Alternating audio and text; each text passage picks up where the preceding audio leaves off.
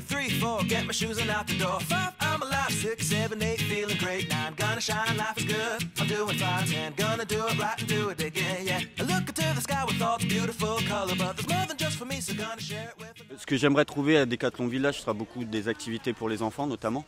Après pour les adultes, s'il y a des murs d'escalade ou autre, de l'acrobranche, ça pourrait être aussi bien. Peut-être du service à proximité, tel que des aires d'accueil pour les enfants. Parce qu'on sait qu'aller faire les magasins avec les enfants, c'est pas toujours facile. Avoir de quoi se restaurer dans le coin. 3 promesses que nous faisons à nos clients et à nos visiteurs, qui sont d'une part de s'équiper, mais également de venir partager de bons moments ou de venir pratiquer du sport. Ce Decathlon Village va s'articuler en 5 espaces différents. Tout d'abord l'entrée du site, que nous voulons très différente d'un site classique. Le cœur du village, ensuite, est ce que l'on appelle, nous, la place du village. La place du village va permettre d'irriguer différents espaces. Le magasin Decathlon, l'espace qui va accueillir nos partenaires, que ce soit des partenaires commerciaux ou de pratiques sportives, des partenaires commerciaux dans le monde, dans l'univers du bien-être notamment. Et puis ensuite, les espaces extérieurs, 2 types d'espaces extérieurs. L'espace extérieur qui est la prairie sportive, sur laquelle on va pouvoir organiser toutes sortes d'événements, on va pouvoir venir courir, on va pouvoir venir marcher, on va pouvoir venir faire du vélo à ses enfants. Et deuxième espace extérieur important, qui est l'espace nature, qui est un espace que nous voulons, un espace préservé au maximum. Habitant à Saint-Jean-de-Bray, moi je suis obligé d'aller sur le sud d'Orléans, à Olivet. Donc pour moi ça sera un gain de temps. C'est une très bonne chose. Ça va permettre de faire des courses pour le sport à côté, quoi. Ça nous éviterait déjà d'aller sur la source. Et puis bon, ça créerait des emplois certainement sur le centre de Saint-Jean-de-Bray. Et puis c'est un village, il y a des petits, on peut faire jouer les petits enfants. Pour moi, ce serait une très bonne chose.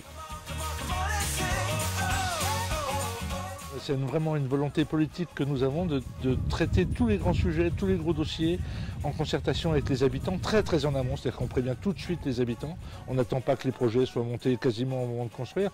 On demande à tous les opérateurs qui viennent de travailler de présenter leurs projets et de tenir compte des retours des habitants. Et il y a un vrai travail d'échange qui s'est mis en place depuis le début, pour modifier le PLU pour que le projet soit possible, pour travailler avec les responsables de Decathlon sur l'organisation du site, sur la place des stationnements, pour tenir compte des exigences des riverains et de leurs contraintes. Bref, c'est un travail de démocratie participative. On a toujours voulu un équilibre, donc pour 2016, on va avoir l'ouverture du magasin Ikea.